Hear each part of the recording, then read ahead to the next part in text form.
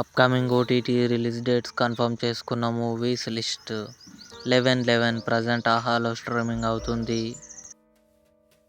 తస్కరీ జనవరి 14న నెట్ఫ్లిక్స్లో రిలీజ్ కానుంది. Revolver Rita Keerthy Suresh Radhika కలిసి నటించారు.